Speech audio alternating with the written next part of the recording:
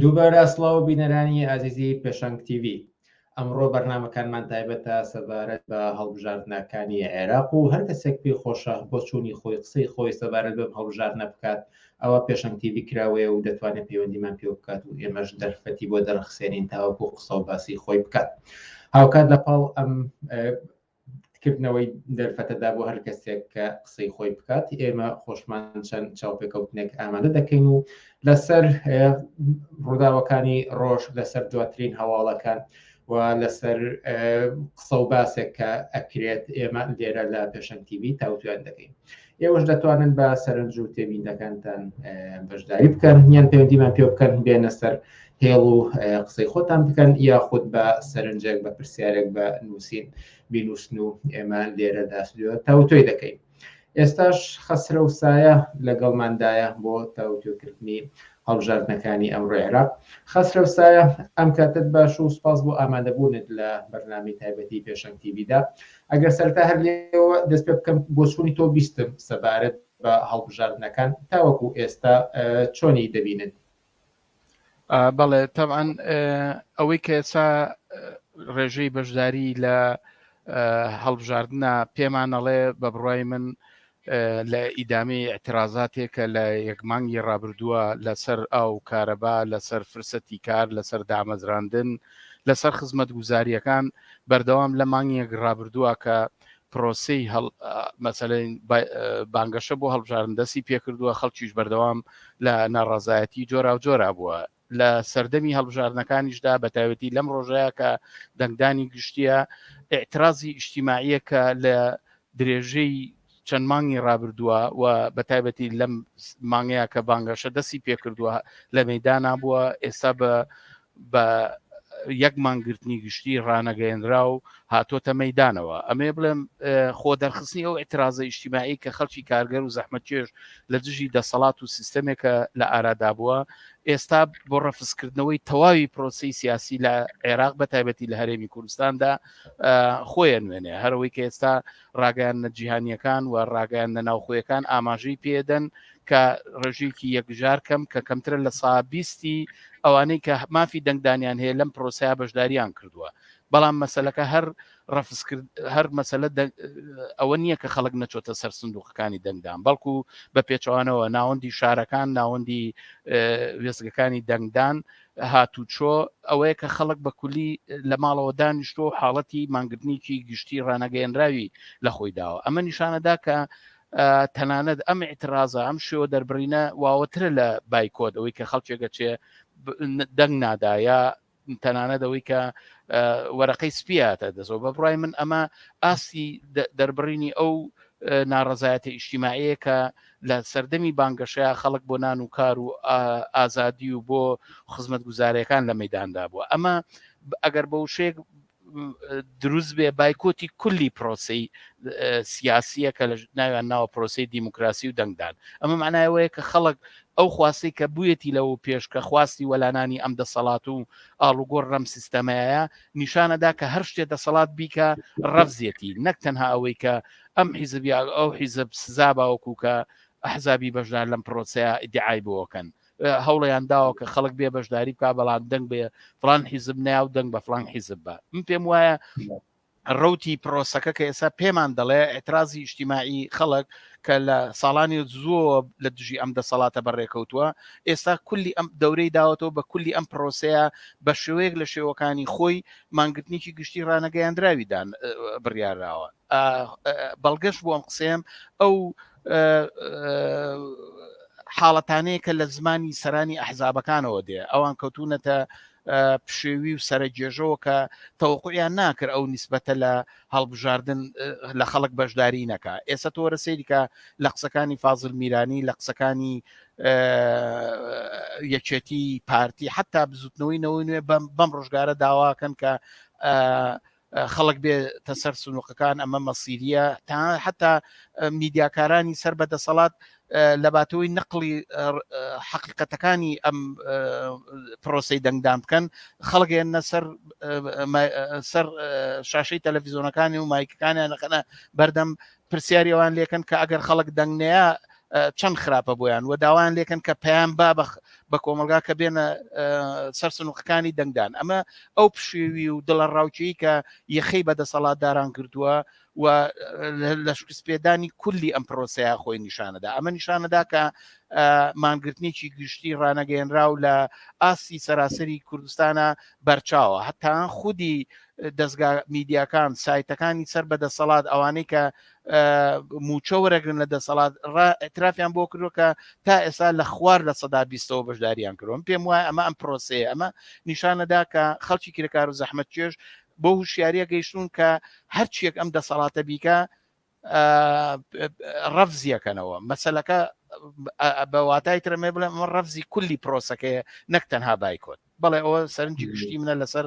پرۆسی هەڵبژاردن تا ئێستا بەڵێ ئاماژەتان بەوەدا کە تا ئێستا ڕێژەی دەنگدان بە گشتی نەگەیشتە لە سەدا 20 بە پێو ئەمارانەی کە بڵاو کراونەتەوە تاوەکو کاتژمێر دوی پاژنیوەڕۆ کە نوێترین ئەماری فەرمین بڵاو کراونەتەوە لە ناوچەکانی کوردستانە زۆرترین ڕێژەی دەنگدان لە سەدا 45 بووە لە مێرگە سوورەوە لە سێ ناوچەی جیاوازیشدا وەکو خانقین و مەخمور لە سەدا دەبووە تەنها ڕێژەی بەشدار بووان هەڵبەت چەند کاتژمێرێکی دەنگدان هێشتا ماوە و بەڵام بەپێی ئەوانەی کە دەبیستین پێ ناچێت بە شێوەیەکی ئەوتۆ ڕێژەکان زیاد بکات ئەمە بۆچی بەم لێشاوە بەم فراوانیە خەڵکی خۆیان بە دوور دەگرن لە هەڵبژاردنەکانەوە هەڵبژاردننی پێشووتر 3 ساڵ بەر لە ئێستا بوو ئەو کاتەش ڕێژەی بەشداری نەکردن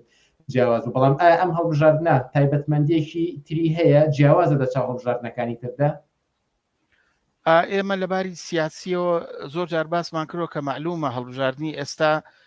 لە زۆر ڕۆ تایبەتمەندی هەیە لەگەڵ هەڵبژاردنەکانی ڕابردووە بە تایبەتی تا ئەو جگەی بە کوردستانە گەڕێتەوە ئەم هەڵبژاردنە تەنها بۆ ئەوەیە کە رابطەی هەرێم و بەغدا لەگەڵ ئەحزابێک کە سبەینە حکوومەت تەشکیلەیەن تعریف کاتەوە یعنی بە پێچەوانەی هەڵبژاردنەکانی پەرلەمانی کوردستانەوە کە ڕاستەوخۆ بۆ تەشکیلدانی حکوومەت و پەرلەمانە لە کوردستانە بەڵام ئەمە ئەم هەڵبژاردنە ئێمە زانین کە حکوومەتەکەی عەبدولمەهدی لە ژێر ڕاپەڕین و ئیترازی کۆمەڵایەتی خەڵکی کارگەر و زەحمەتکێشی شارەکانی بەغا و ناوەڕاست و خواروی عێراقدا ئەو حکوومەتەی وەلانا حکوومەتی کازمی حکوومەتێکی کاربەڕێکەر بووە خۆشیان ئەماڵنەوە ئەم انتخاباتێکی نامعتەبەرە یعنی با بڵێن ئەو حکوومەتێکی نامعتەبەرە و هیچ اعتیبارێکی قانونی لە زاویەی ئەحزابی بورژوازی لە عێراق و دەسەڵاتدارانی دوای عەبدولمەهدی اعتیبارێکی نییە حاڵەتێکی چاوەڕوانی بۆ و ئەوان ئەیانەوێ ئەم پەرلەمان ئەم انتخابات لە ژێر ناوی داوای خەڵکە بۆ سازدانەوەی حکوومەت کەن بەڵام لە کوردستان وانە کوردستان بۆیە ئەیانەوێ هەوڵ بن لەم پرۆسەیە بەشدار بن و خەڵکی ڕاکێشن بۆ سەر سندوقەکانی دەنگدان تا یەکێتی و پارتی ئەحزابی حاکم بڕۆن پەیوەندیەکانی خۆیان لەگەڵ حکوومەتی تازە یا لە مستقبەلە لە داهاتووە دروستەکرێ پەیوەندی ینی ئەو پەیوەندی تعریف بکەنەوە ئێمە نابێ ئەومان لەبیر بچێکە لە دوای 16 ئۆکتۆبرەوە مناسباتی نێوان ئەحزابی دەسەڵاتدار لە کوردستان لەگەڵ دەوڵەتی مرکزی عێراقا تێک چووە و تا گەشت ئەوەی کە هەتا بودجێ هەرێمی کوردستان لە میزانی عێراق کە پەرلەمانی عێراق بڕیاری لێدا هیچ هەنگاوە نەچۆتە پێشەوە و تا ئەو ڕێگای ڕۆژ کە ئەمان ماگانە سلفەی 200 میلیارد دینار بن بە هەرێمی کوردستان بۆ ئەوەی کە لانی کەم ئەو ناڕەزایەتیانی کە کرێکاران و فەرمانبەران لەسەر موچە هەبووە دایمرچێنەوە یا ڕای بگرن یا خەتەرێک لەسەر ڕاپەڕینی خەڵک لە شارەکانی کوردستان دوورخەنەوە لە سەرشانی خۆیان ئێستا حیزبانە ئەیانەوێ پەیوەندیەکانی خۆیان لەگەڵ دەوڵەتی مرکزیە لە داهاتووە تازەکەنەوە ئەمە معناوی کە پلە و پۆست و پایی ئەم ئەحزابانە لە وەرگرتنەوەی پۆستی سەرۆک کۆمار پۆستی وەزارەتەکان پۆستی بەڕێوەبەراتیەکان پەیوەندیەکان جێگا و ڕێگای بودجێ کوردستان لە بودجێ هەرێمە لە بودجێ عێراقا ئەمانە تعریف بکەنەوە و بیانێ مناسباتێت دروستکەن بەڵام ئایا ئەوەی کە ئەمە لە داهاتوە چەند ئەچێتە پێشەوە لەو جێژاوی کە عێراقی تێکەوتووە لەو منافەسە و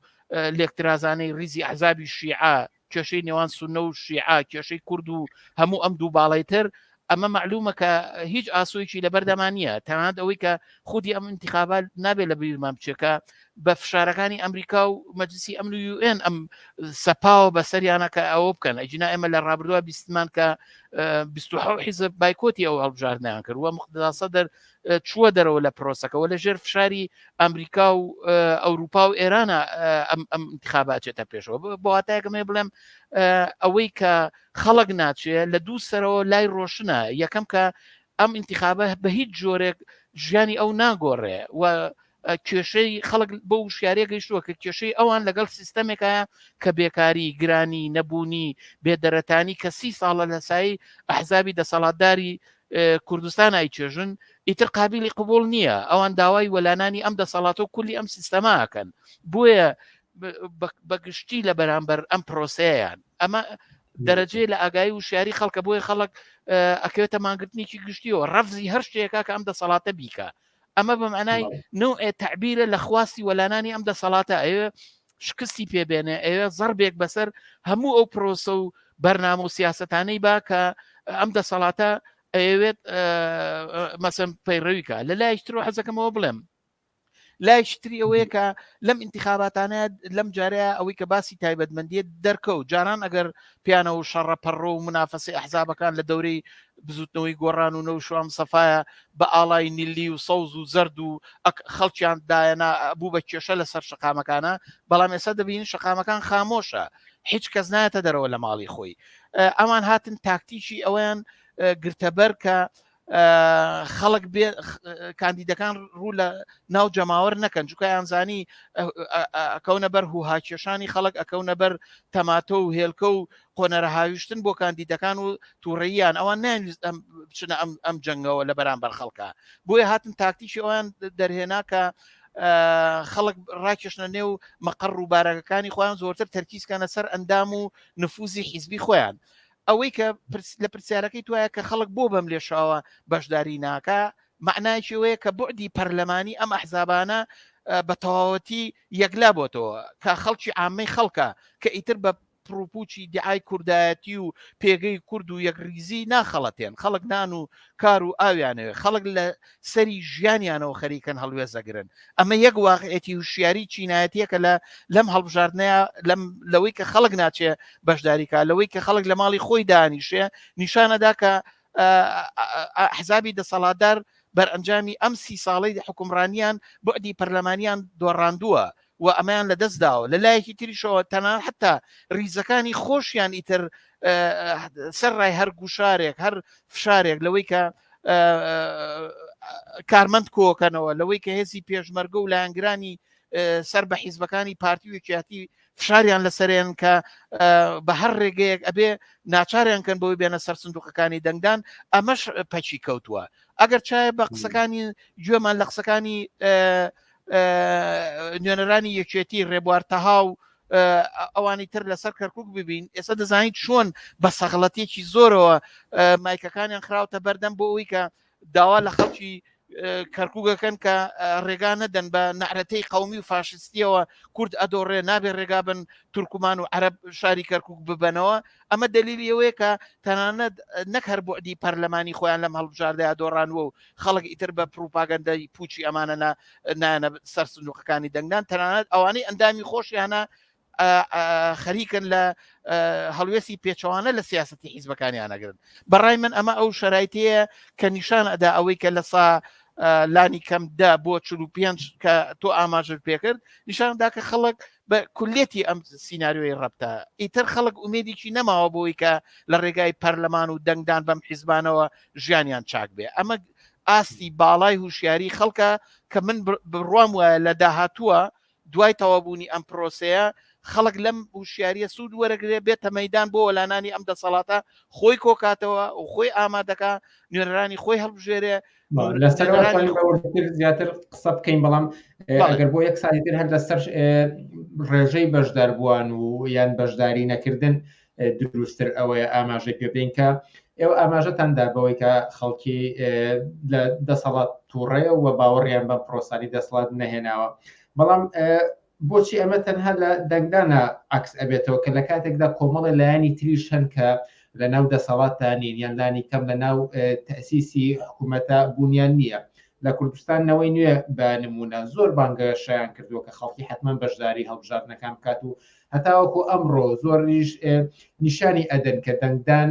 بەهای هەیە کە ئەم جاریان جیاواز لە چاوجارەکانی تر ئەم جاریان ترسی تەزویر کەمترە چونکە چاودێری نەتەوەی گرتوەکان ئامادەیە و چاودێری نێونەتەوەی بوونی هەیە و هەروەها دەنگدان قرس نییە و تەنها چەند خوڵێکێکی پێ ئەچێتوە بۆ ئایندەی 4 ساڵی کۆمەڵگە و دانیشتوانان گرنگە.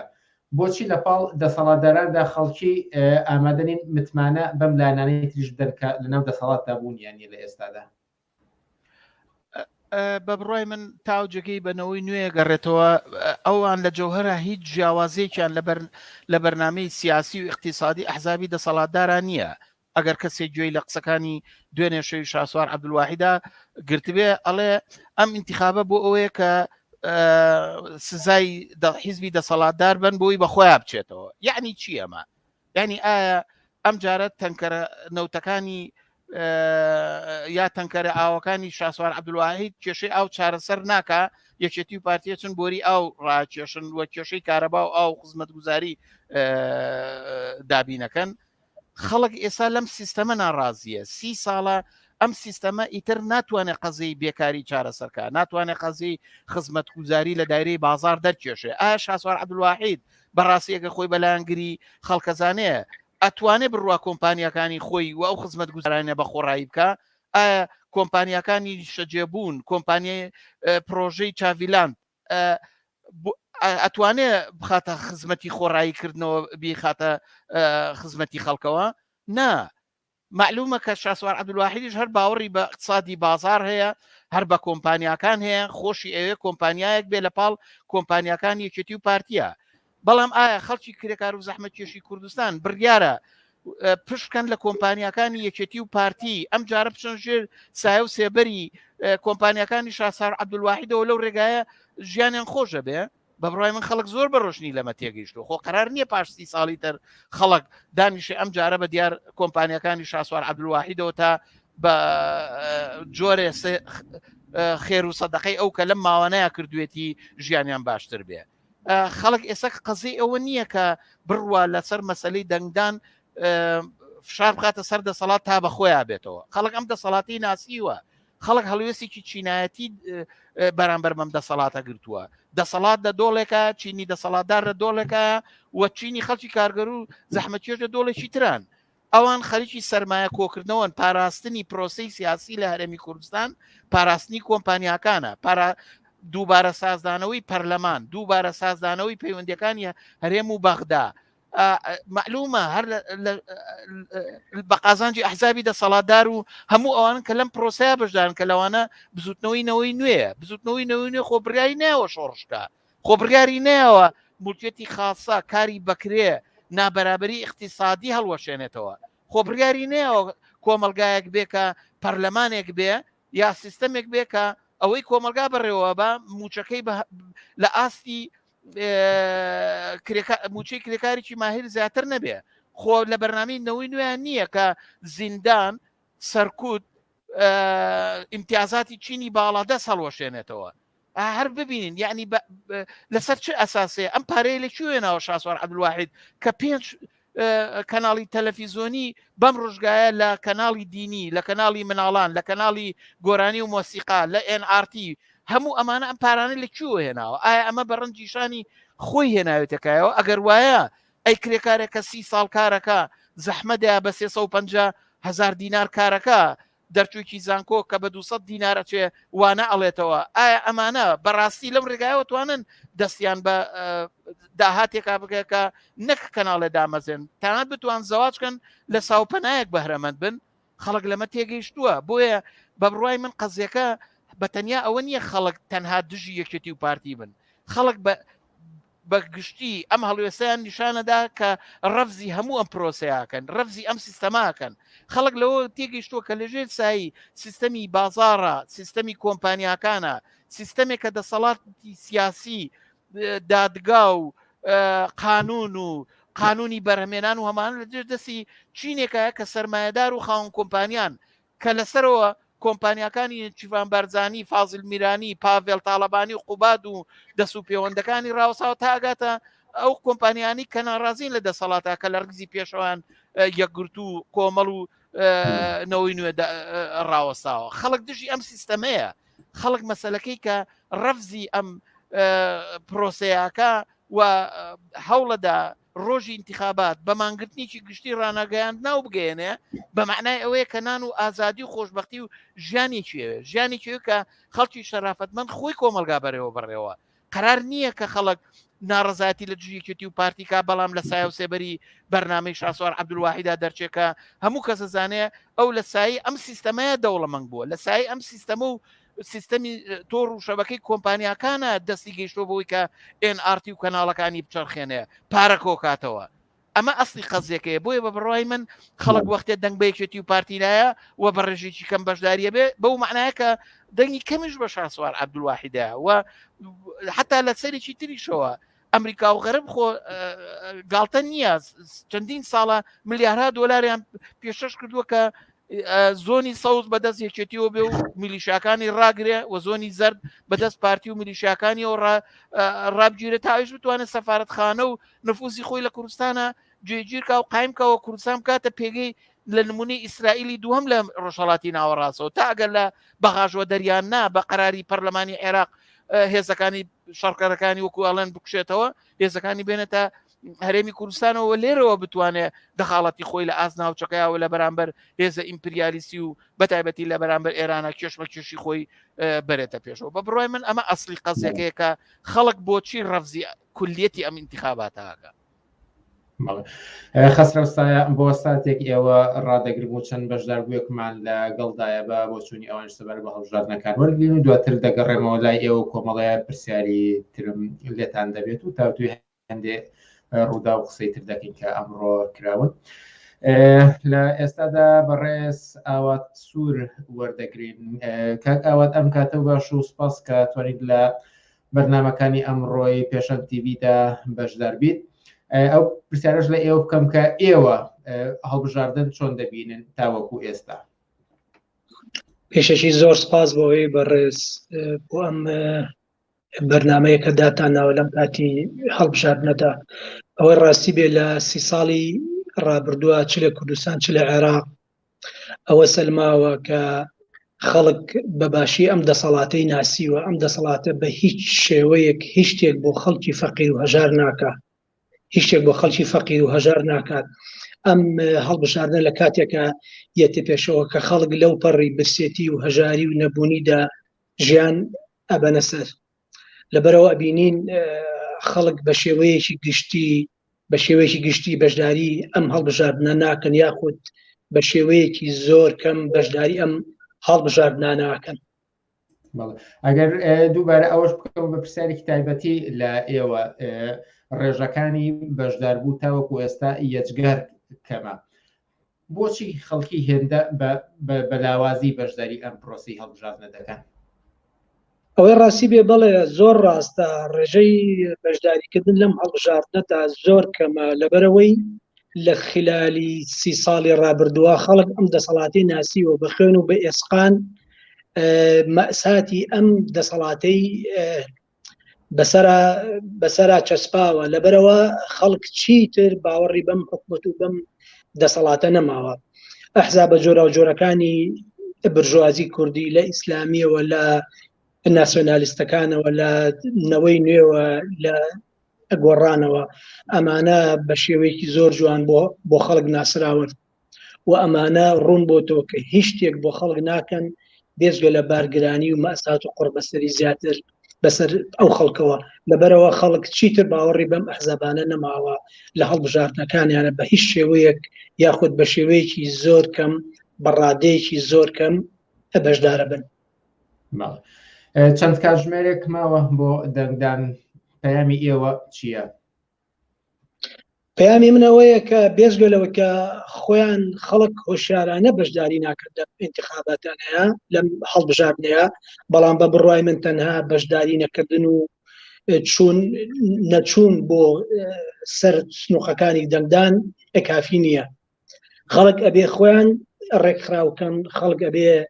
مان بگرن خەڵک دەبێ سندوقەکانی دەنگدانیان لێ تێک بن خەڵک بەنواع شێوە ئەبێ ناڕەزایەتی دەربڕن کە چیتر ئەم دەسەڵاتیان ناوێت وە لە جێگای ئەوە حکوومەتێک دامەزرێنن کە خوایستی خۆیان بێ بۆ نمونە شوراکان دامەزرێنن کە ئەمە هەڵبژاردەیەکە لە خوارەوە بۆ سەرەوە چونکە ئیتر بە هەموو شێوەیەک ڕوون بۆتەوە کە ئەحزابی دەسەڵاتدار هیچ شتێک بۆ ئەو خەڵکە ناکات خەڵگە بێ بیر لە خۆی بکاتەوە خەڵگە بێ خۆی ڕێکخراو بکە خەڵگە بێ حکوومەتێک دامەزرێنێ دەسەڵاتێک دامەزرێنێ کە خواست و هەموو خواستەکانی خۆی بۆ دابین بکات. بەڕێز ئاوات زۆر سپاس بۆ بەشداریت لە بەرنامەکانی ئەمڕۆماندا. زۆر سپاس بۆ ئێوە هیوای سەرکەوتنتان بۆ خوازم. زۆر سپاس. هەر بەشدار بۆکی تریشەر بە دوایدا وەرگین بەڕێز گەشا و ڕەحیمان لەگەڵدایە. گەشا و خانم کاتتان باش و سپاس بۆ بەشداریتان لە بەرنامەکانی پێشەنگ تیڤیدا. قسەی ئێوە تاوەکو ئێستا ئەوەی کە بینیوتانە ئەوەی کە هەڵبژاردنەکان تا ئێستا چۆن هاتووە چی بۆچوونێکتان هەیە لەسەری؟ دەستان خۆش سپاس بۆ ئێوەش بۆ ئەم چاوپێکەوتنە ماندوو نەبن. بەڵێ ڕاستەکەەوە چەند ڕۆژ یاخود بڵێم چەند سەعاتێکی ماوە بۆ ئەوەی کە ئێتر دەنگدان لە کوردستان و لە عێراق دەست پێ بکات یاخود مەسن بانگەشەی ئەوەی بۆ ئەکرێکە ڕۆژانە. بە بڕای من ئەم دەنگدانە لە کوردستانە یاخود لە عێراقە بڵێم تەنها گاڵتەجاریە کە شتێکی لەو زیاتر نییە. تەنها دەسەڵات ئەوێت بۆ چەند ساڵێکی تر بۆ 4 ساڵی بەدەسەڵاتی خۆی باتوو ئەم چەند ساڵی ڕابردوو کە 30 ساڵی ڕابردوو کە خەڵکی کوردستان لەژێر نەهامەتی و نەکبەتی و سوکایەتی و کوشتن و بڕین و بێ ئاواری و ئەمانەیە بووە ئەیانەوێ جارێکی تر خەڵک بە پەنجەمۆری خۆی خەڵک ڕاپێچکەن بۆ ئەوێ بە زۆری زۆرداری خەڵک قەناعەت پێ بکەن بۆ ئەوەی کە چەند دەنگیان پێبن ئەو کاتە ئەڵێن دەنگی خۆتان و خۆتان دەنگتان پێیاوین. بە بڕای من هیچ شتێک خەڵک وشیارە خەڵک زۆر باشە زانێت کە ئەم دەسەڵاتە ئیتر ناتوانێت شتێ بۆ ئەم میلەتە بۆ خەڵکی کرێکار و زەحمەت پێشکە هیچ شتێکی لە بارانی ئەم دەسەڵاتە تەنها درۆوێکی گەورەیە کە ئەیکا 30 ساڵی ڕابردوو شاهیدی ئەوەیە بۆ ئێمەکە نەک 30 ساڵە توانم بڵێم لە هەر لە ئەوڵی دەستپێکردنی سەرەتاشیەوە کە ئیترمە بۆ خەڵکی کوردستان بۆ ئێمە ئەمە وازەح بوو کە ئەم دەسەڵاتێکی گەندەڵە دەسەڵاتێکی پیاوسەرە دەسەڵاتێک کە دش بە خەڵکی کوردستان و عێراقە. ئەگەر بە بڕای من بێجگە لە سەرکوتی ڕۆژنامەنووسان بێجگە لە نەدانی مەعاشی مۆزۆف و کارمەند و ئەم جۆرەشتانە ئەگەر هەموو ئەم شتانە بخێنە ئەم لاوە بەس تەنها وەزعەتی ژنان بکەن بە معیار بۆ خەڵکی کوردستان و عێراق تەنها لە ڕوانگەی ژنانەوە سەیری ئەوە بکەن ئێمە ئەتوانم بڵێم ئەم دەسەڵاتە ئەم حزابانەی کە ئێستا هاتوو هاواریانە بۆ ئەوەی کە بگەنە دەسەڵات جارێکی تربیانەوەی کە جارێک بە خەڵک دەنگبن بە بڕای من خودی وەزعەتی ژنان لە کوردستان عێراق شاهیدی ئەوەیە کە ئەم دەسەڵاتە ئیتر ئەبێ بڕات و باوی نەماوە و نابێ بمێنێت چکە قسێک لەسەر نییە ئەوەیە کە دەسەڵاتە ئەبێ لەسەر حکم بمێنێتەوە 30 ساڵی ڕابردوو شاهیدی ئەوەمان هەیە خۆگەر ئەم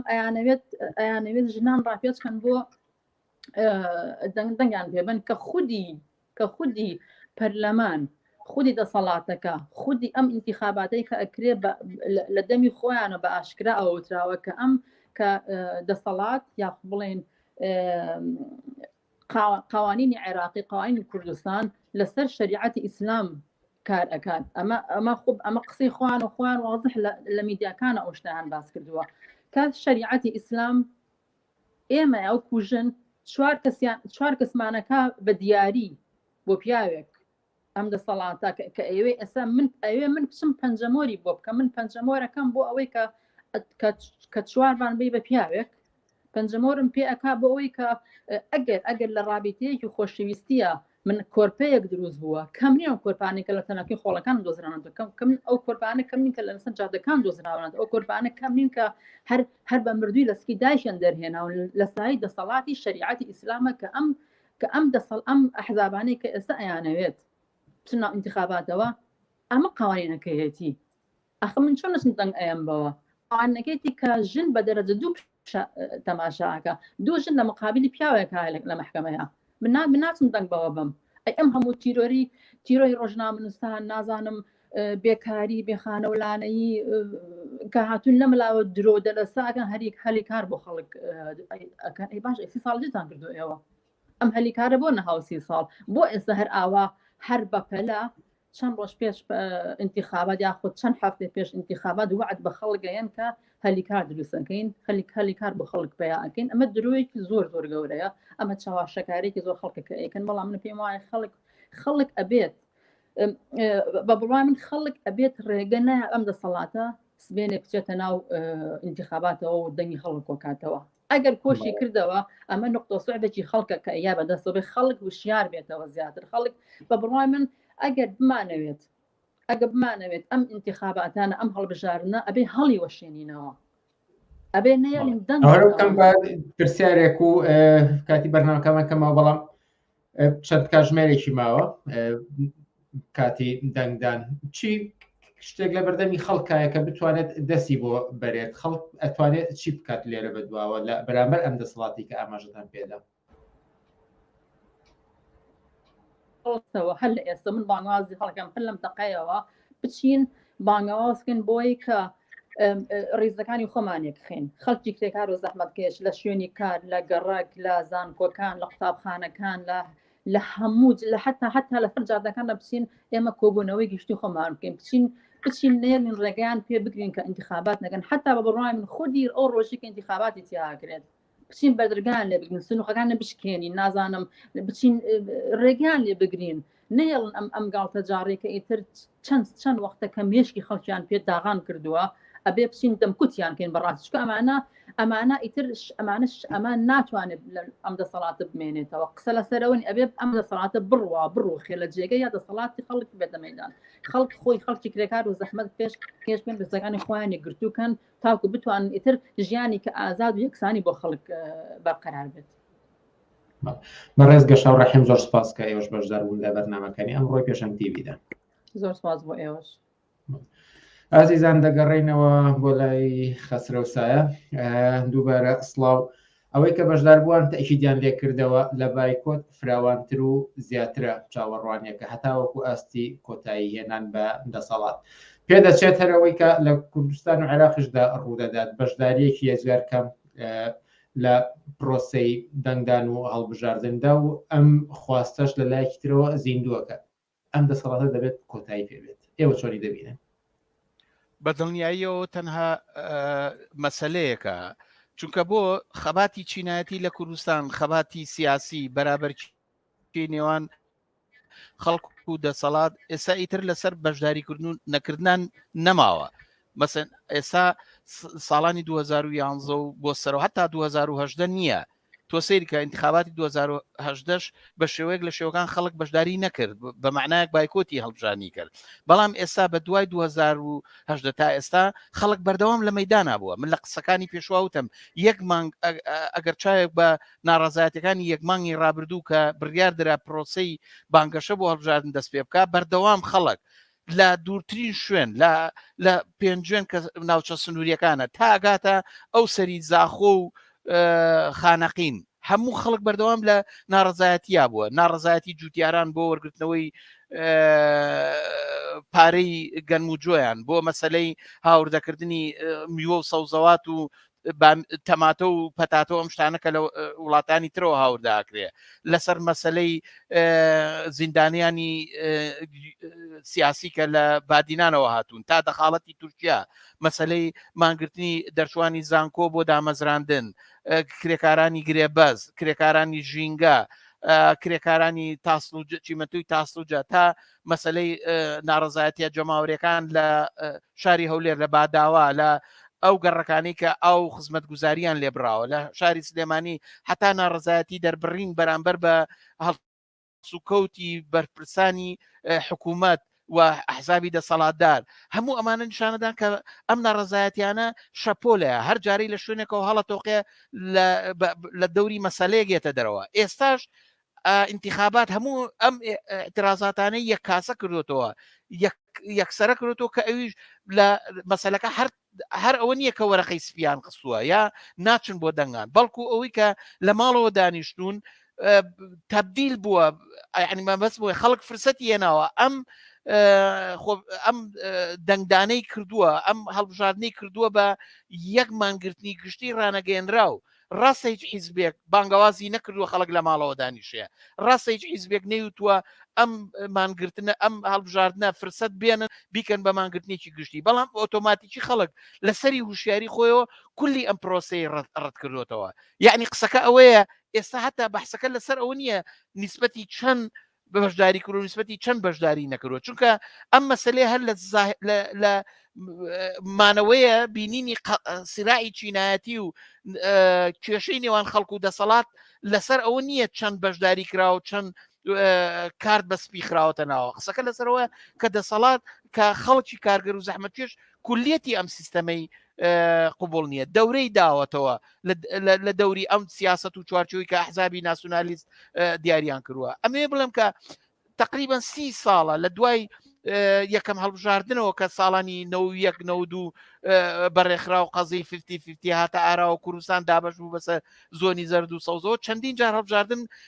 کراوە و خەڵک لەو چوارچۆوەیە بینوێتی ئەمە نیشانەدا کە ئەحزابی دەسەڵاتدار تەنها یەک ڕێگەیان داناوە لە بەردەم خەڵکە کە ئەوی هەڵبژاردن و پەرلەمانی کوردستانە ئەم مانگرتنە گشتیان ڕانەگەیەنراوە ئێتراز و ڕەفزی خەڵکە بەرامبەر بە کولیەتی ئەم سیستەمە خەڵک ئەمە معناوە کە خەڵک دوای ئەم هەڵبژاردنە ئاچێتە سەر ئەو ڕێگای کە بیرکاتەوە چۆن ئەم دەسەڵاتەوە لا بنێ وە چ نیزامێک لە شوێنی ئەم سیستەمەیادانێکە 30 ساڵە ئەوان لە گێژاوی سیاسیە لە سەرگەردانیا لە ئاوارەیە لە شەڕی ناوخۆیە لە هەژاری و برسێتی و بێکاریان ڕاگرتووە بە بڕای من ئەمە مەسلەیەکی زۆر ڕۆشنەکە ئێسا ڕەوتی خەباتی چینایەتی و تەقابولی نێوان خەڵکو و دەسەڵات گەشتۆ بۆی کە معنای وەلانانی ئەم دەسەڵاتە ڕەفزی یعنی ئەگەر کەلیمەی بایکۆت بێ ینی بایکۆتی کولیەتی دەسەڵات و ئەم سیستەمەیە تۆ ئەگەر خاڵێکی ترێکرد لەسەری ڕاوەسین مەسلەی ئەم هەڵبژاردنە ئێستا بە ڕۆشنی رابطەی بینی وەکو باسمان کرد تعریفدانەوەی پەیوەندی بینی هەرێم و بەغایە بەڵام خەڵک ئەمەی لەبەر چاوە ئەوان 30 ساڵە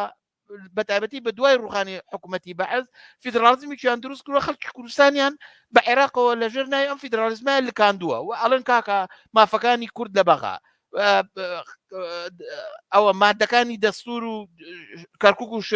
گوێناکەوتیان ئێستا دەبین کەرکک لە هەموو کە زیاتر ئەو پرۆسەی ڕەت کردوتەوانێ ئەمە نیشانەدا کە خەڵک ئیتر ئەوێ لەم جێژاوەی بەغا دەرچیە خەڵک بڕیاریاوە کە مانەوە لەگەڵ حکوومەتی عێراقا بەم شێوەی کە ئەمان ئەیانێ جارێکی تر خەڵک بۆ 4 ساڵی تر پەیوەندەکانی ئەحزابی دەسەڵاتدار لەگەڵ بەخە تعریف کاتەوە لە باشین حاڵەتە هیچ شتێ لە مەسیری خەڵکی کوردستان ناگۆڕێ بەعکسەوە خەڵکی کوردستان بۆ 4 ساڵی تر لە گێژاوێکە کە لە عێراقا هەیە ئێمە زانین لە عێراقا دەوڵەتێک مەوجودی نییە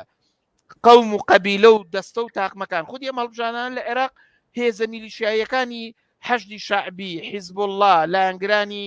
خەزعەلی لایەنگرانی جمهوری ئیسلامی ئێران سوننەکان هەمویان ئەمانە لە پرۆسەی انتخاباتە بەشدارن ئایا ئەوانەی کە تەقەیان لە خۆپشاندانانی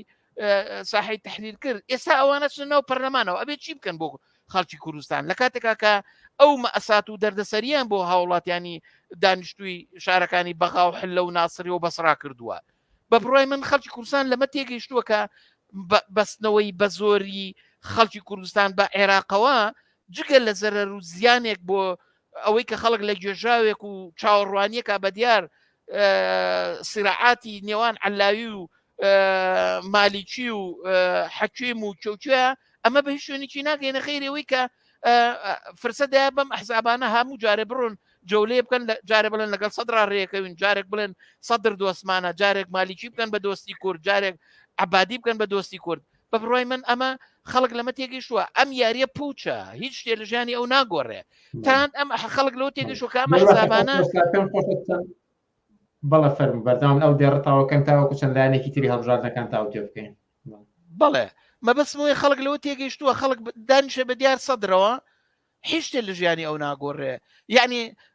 مەبەستمەوەیە کە عاقیبەت مەسیری خەڵک بە دیار ڕێکەوتنی یەکێتی و پارتی و نەوەی نوێ و یەکگرتو ئەمانەوە لەگەڵ ئەمە حزابانەیە ژیانی تعریفەکرێتەوە بەڵام خەڵک ئەوە چەند ساڵە ئەمەی تەجروبە کردووە ئیتر تێگەیشتووە کە ئەمە بەسە ئەمە سیناریۆی ئەو نییە خەڵکی کوردستان ڕێگای شتریان بەدەستەوە ئایا پرسیان بە خەڵک کردووە ئەتانێ بمێنەوە لەگەڵ بەغایە ئایا باش پرسیان بە خەڵک کردووە قازانجەکەی چیە بڕۆن لەگەڵ بەغا دانیشتن و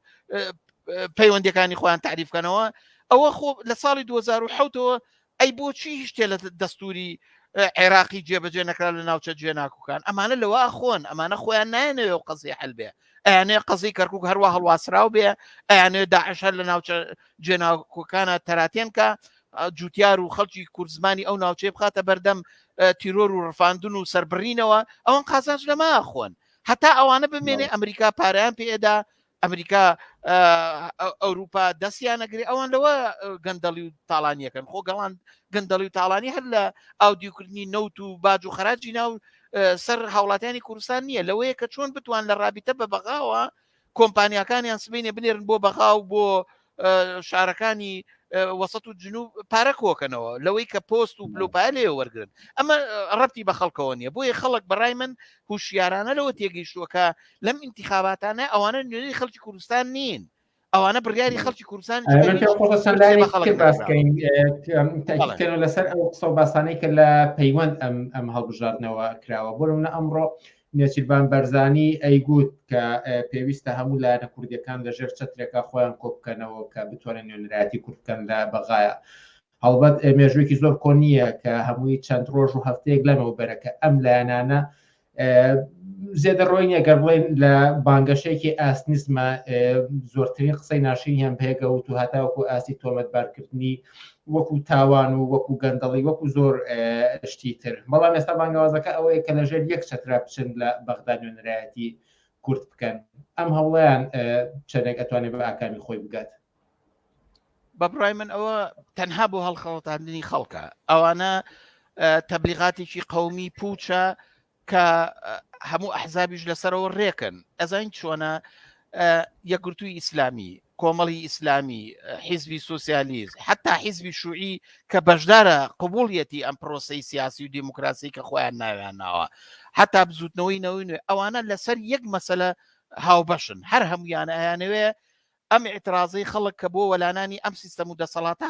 هاتۆتەکایەوە بەلا ڕێدا بەرن یعنی هەمان ئەو ڕۆڵەی کە نەوشوا مستەفا لە ساڵی 2011 و بۆ سەرەوەیە کردی لە ژێرناوی چاکسازیە کە با بە ئەم پرۆسەی حکوومەتیێرێم دەستکەوتی گەلی کورد و خوێنی شەهیدان و ئەوەیە ئەبێ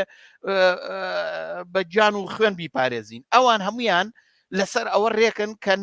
ڕێ بە شۆڕشێکە لە کوردستانە بانگەوازمانەکە کە چرای سەوزی هەڵ کردووە لە کوردستان شۆڕش ئەبێ ساز بدرێ ئەوان ئەزانن کە ئەگەر خەڵک ڕادیکال بێتەوە هەوڵ بە دەست بەرێ بۆ ڕیشەی ئاڵوگۆڕی ڕیشە و بۆ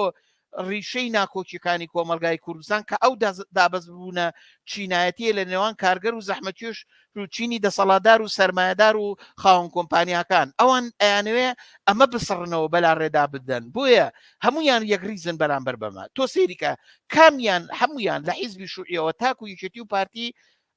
لایەنگری اقتصادی بازارن اقتصادی بازار ئەو فەوزایە ئەو باجگیریە ئەو تاڵانچیەتیە ئەو مافیاییە هەمویان ئەوەیە ئەن تۆ بەیانێگەر شاسوار عەبدولواحید بڕوا ڕێی پێبەن بڕوا دەسەڵات بگرێ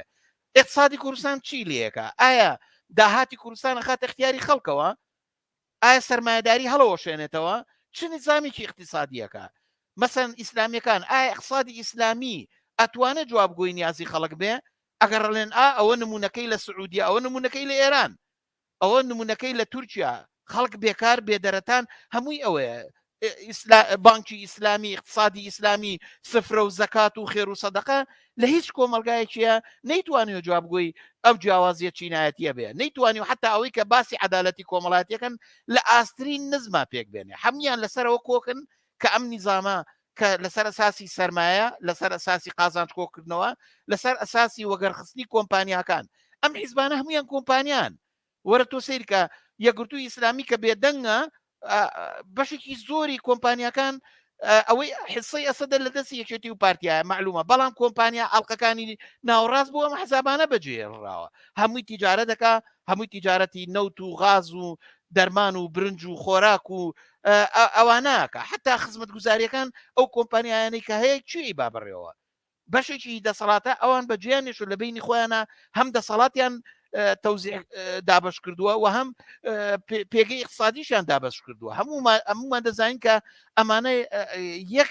سیستەمە چرخێنن بۆیە ئەمانە ئەبێ یەک دەست بن ئەوەی کە دژایەتیان هەیە لەسەر ئەوەیە کە کام کۆمپانیای کام حیزب زیاتر سەرمایە کۆکاتەوە کام پرۆژیان بەدەستەوە ئەوانە گلەیان شاسەر عەبدولواحید گلەی لەوەیە کە کۆمپانیەکانی ئەو فرسەتی زیاتری پێنادرێ یەکگرتوو هەروە بەڵام وەختێک کە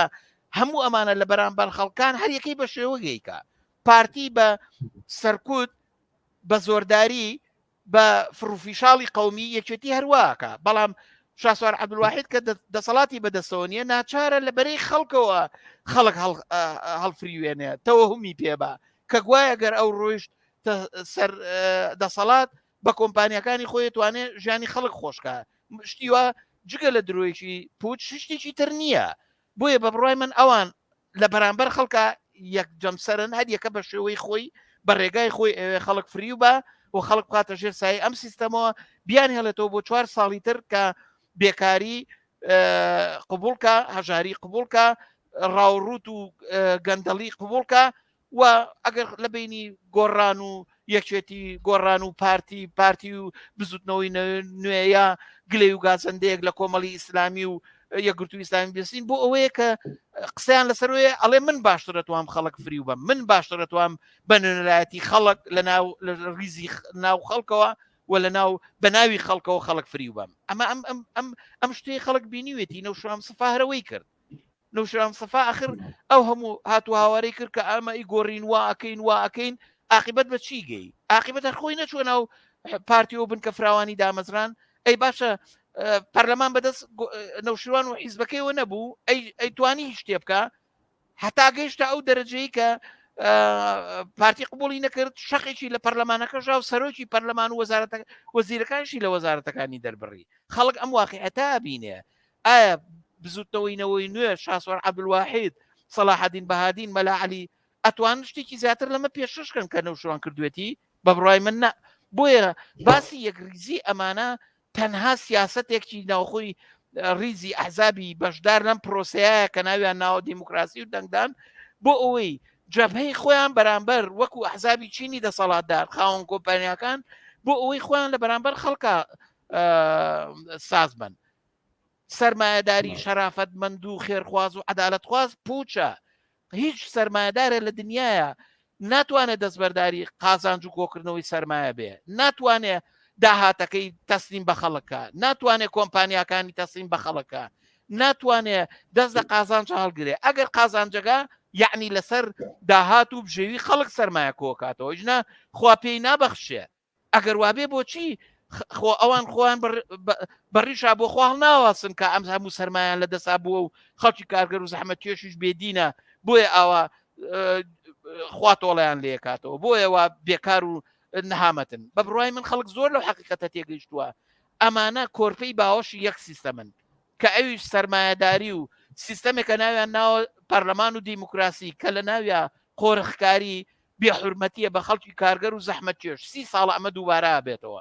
خەڵک ئێستا تێگەیشتووە ئەم دەسەڵات و سیستەمەی ناوێ بۆیە ئەوان بە هەموو ڕێگایەک هەوڵەدەن بە تەبلیغات بە سەرکوت لەوەی کە پارتی یەکێگەر لە کۆمنتێکا قسێ بکە بیخاتە زیندانەوە 3 ساڵ بیخاتە زیندانەوە بە شاسوار عەبدولواحید کە پروپاگەندە بکە بە ناوی خەڵکەوە خەڵک بێنتە سەر سندوقەکانی دەنگدان بێ بەدەنگی هەر ئەحزابێک ئێستا ئەوان دەڵێن ئێمە هەموو کوردین لە بەغا بەڵام خۆوانەوە چەند ساڵە لە بەغا هەموو کورد بوون و ئەی بۆ یەکریزیان پێگنێنە ئەی بۆ ئەو شتێککە خەڵگە بۆ نەیانتوانی تەنیا یەک خاڵی دەستوری عێراقی لەسەر کەرکووک جێبەجێ بکەن خۆ کەرکووک بەدەستێکێتی و پارتیا بوو ئەی چیان کرد ئێوە تا ئەی شارەکە زبڵ خواردی کێ بەرپرس بوو لەوە بۆ نەیان کرد بۆیە خەڵک لەمە تێگەیشتووە ئەزانێ ریزی خەباتی ناڕزایەتی و چینایەتی خەڵکی کارگەر و زەحمەت کێش ئاوات و ئامانجێکی هەیە ئەحزابی دەسەڵاتدار و بەشدار لەم پرۆسەیە ئامانجێکی تریان هەیە بە بڕای من ماهیەتی سیاسی و گرەی خەباتی چینایەتی لە بین ئەم دوو جەبهەیە شتێکی تر نییە لەم بۆیە باسەکە هەڵبژاردن هەڵبژاردن نییە باسەکە ئەوە نییە هەڵبژاردنێک هەیەکی بایکۆت یەکە یان نایکەی باسەکە ئەوە نییە کە لە ڕێگای پەرلەمان و بەشداربوون دەنگمە بە پارتیۆکی بێ بە شاسوار عەبدولواحید ژیان خۆشە بێ خەڵک لەمە زۆر باش تێگەیشتووە من پێم وایە ئەوەی کە خەڵک ئەم مانگرتنەی کرد بە ڕەفزێکی کولی ئەم هەڵبژاردنەی کرد بە ڕەفزێکی کولی و بە مانگرتنیی ڕانەگەیاندرا و معنای ئەوەیە لە داهاتوە ئێمە جوڵانەوەی جەماوەری ناڕزایەتی ئەچێتە قۆناغێکی ترەوە و هەوڵەدا خۆی کۆکاتەوە خۆی ئامادەکە بۆ ئەوەی کە لە ڕۆژێ لە ڕۆژەکان پەلاماری سەرتاپای ئەم سیستەمە بە لە ڕیشەوە هەڵی تەچێنێ دەسەڵاتێک بێنە کە خۆیەوێت. هەرامێ ئەو بکەم بە دوا پرسیارێک کە ئەم پرۆسی هەڵبژاردنە تەنان بەپێی ئەو ئامار و قسە و باسانی کە لایەنەکانی بەشدار و دەسەڵاتداران خۆیان دەیکەن پێ ناچێت ئەگەر دانیشەی پێداتەنێن شکستی هێناوە بەو شێوەیە نەبووە کە چاوەڕوانیان لێ کردووە. هەنگاوی داهاتوو ئەوەی کە لە بەردەم خەڵکایە چی بکات؟ بەڵێ یەک مەسەلە هەیە کە حەزەکەم لە جوابی ئەم پرسیارە ئەوە بڵێم معلومە ئێستا سعات 6 بە پێی ئەوەی ئەگە درێژ نەکرێتەوە دەنگدان کۆتایی دێ دوای ئەوە گەورەترین کێشە کە ڕوبەڕووی خەڵکە بێتەوە ئایا ئەمە حزابانە نەتایجی انتخابات قبوڵەکەن ئایا بزوتنەوەی نەوەی نوێ کە تا ئێسا باسەوە کە ئەکسەرەتی کورسەکانێنێتەوە وەکوی لە زمانی شاسۆ عەبدوڵواحیدەوە 3 جار دەنگەکانیان زیا کردووە قبوڵەکەن ئایا پارتی ڕازیە بێ بەوەی کە خۆی دایناوە زۆرینەی کورسەکان بەدەستبێنێ و لە ناوچەی هەولێر و سۆران و ئەمانە هەموو کورسەکان بەدەستبێنێ ئاەکێتی ڕازیە بێ کە هەر 5 کورسەکەی ناوچە کوردنشینەکان و باقی شوێنەکانی تری کەرکک بەدەست بێنێ بێدەنگە بێ ئەگەر کەم تریکە گەسێ کورسیە نایەوە هاوپەیمانێتیەکەیان ئایا ڕازیە بن ئەگەر لە ناوچەی مووسڵ و ئەو شوێنانی کەشتی مشتەرەکیان هەیە ئەو کورسیانەی کە مەطلوبی و جێگای بخۆیان دانابوو ئەگەر ئەمانە بەدەستنێنەوە نەتایجی انتخابات قبوڵەکەن بە بڕای من ئەمە ئێستا زەنگێکی خەتەرە لەسەر ئێترازاتی خەڵکا بێ بە ئامادەی و شیاریەوە لەم قەزەیە تێبگەن. ئەمە مەسەلەیەکە کە ئایا ئەمانە شارەکانی هەرێم تێک نایەن دەستنابن بۆ ئێترازاتی پێچەوانە و کۆنە پەرسانە خەڵک بکەنە پای ئەوەی کە بیانکەنە وەسیلەی قوربانی مەسەن کۆکردنەوەی دەنگەکان و سندوقەکانی دەنگدان نایەنکەنە وەسیلەی ناڕەزایەتی دەربڕین لەم ئێترازە و لەم هەڵبژاردنەکە گوایە دەنگەکانیان کەمی کردووە. ئەمە خەتەرێکە و احتیمالێکی زۆر جدیە. من پێم وایە هەڵسوڕاوانی ناڕەزایەتی جەماوەریەکان کرێکاران کۆمونیستەکان ئازادی خوازان ئەبێ ئاگیان لەوە بێ ئەگەر ئەمانە ویستیان بۆ ئەوەی کە دەنگەکانی خۆیان تعدیلکەن بۆ ئەوی شکستەکانی خۆیان پاساوبن نابێ ببنە وەسیلە ئێترازی ئەم ئەحزابانە و ئەبێ ڕێیان لێ بگیرێ هەروەکو چۆن ئێستا ڕەفزی کولی ئەم پرۆسەیان کردووە ئەبێ هەوڵ بن بە هوشیاریەوە چاو لە ڕووداوەکانی حساب بکەن. ئەمە خاڵێکە لە جوابی پرسیارەکەی خاڵی پرسیارەکەی ئێوە. پرسیاری دووەمەوەیە هاوکات خەڵکی کوردستان بە تایبەتی ئەبێ بزانن ئایندەی پێکهێنانی حکوومەتی داهاتوو لە عێراقا حتا ئەگەر بەبێ دەنگیش نەتائیجی انتخابات قبول کرد لەلایەن ئەحزابی شیعە و سوننە و کورد و ئەم شتانەیە تەشکیلدانەوەی حکوومەتی داهاتوو لە عێراقا سەختە. ئێمە لە چەندین بەرنامەکانی ڕابردووە ئەوەمان وتووە کە مەسەن بۆ نمونە هیچ حیزبێ ناتوانێت لە 375 کورسی پەرلەمان ئەکسەریەتی کورسەکان دەربێنەوە بە ئاسانی بتوانێت حکوومەت تەشکیل بە. ئەمە پرۆسەیەکە کە گوێژاوێکی سیاسی حکوومەتی ئەو قەیرانە قوڵترە کاتەوە لە عێراقا و معلومە ڕەنگە تا ساڵێکی تری نەتوان حکوومەتێک دروستکەن ڕەنگە بە 6 حیزب ئەجا بتوان حکوومەت دروستکەن بەڵام ئایا حکوومەتێکی ئاوا فشەڵ و بۆ دەڵا لە نێو ئەحزابێک کە سەرتاپا دژی یەکەن و لە شرایطێکا کە خەڵک لە مەیدانە لە ناڕەزایەتیە کە ژیان و گوزەرانی ئەوێ ئایا ئەمە کاردانەوەی ئەوێ لەسەر وەزئی کوردستان و وەزئی کوردستان لە حاڵەتێکی چاوەڕوانی ماوە درێژە ڕاگرێ ئەمە فرسەت دەکاتەوە کە ئێمە نابێ دانیشین بە دیارەوەی کە کەی حکوومەت لە بەغا دروست دەبێ و کەی ئەم جەنابانەی کوردستان لەگەڵ ئەوانە ڕێیەکەون ئێمە ئەبێ ئێترازەکانی خۆمان کۆکەینەوە خۆمان ڕێکخراوکەین کۆبوونەوە گشتەکانی خۆمان ساز دەین لە دەوری داخوازەکانی نان و کار و ئازادی و خۆشگوزەرانی و خزمەتگوزاری خۆڕایی و ئەبێ نوێنەرانی خۆمان هەڵبژێرین و هەوڵ بین لە خوارەوە دەسەڵاتدارەتی خۆمان بەڕێخین ئیتر کاتیەوەیە کە ناوەندەکانی کار کۆنتترۆلی کرێکاری بێتە دەرەوە زانکۆکانی ترە بێ خەڵکی مامۆستا و قوتابی شەرافەتمەند بەڕێوەی باە میراوەکان شوێنەکانی تەوزیعی کارەبا ئەبێ ئەم دیرانە وەلا بنرێن ئەبێ نوێنەرایەتی خەڵک ئەو کاروبارە بکە و ئیتر هەموو ڕەفزی باجدان بین ڕەفزی لە دژی باج و خەراج و بە تایبەتیکردنی خزمەت گوزاریەکان بینە مەیدانەوە و ئەبێ هەوڵ بین لە پلتفۆرمێکی ڕۆشنە ڕاهبەری ناڕەزایەتیەکان لە سەراسەرا دابین کەین تا بتوانین تەوازن بگۆڕین ئەو ڕۆژە بینە پێشەوە کە ڕاپەڕینی سەراسەری شارەکان بێتە پێشەوە و ئاخرین کێشەی ئەم خەڵکە لەگەڵ دەسەڵاتە یەکلا بێتەوە بە بڕای من ئەمە داهاتوێکە کە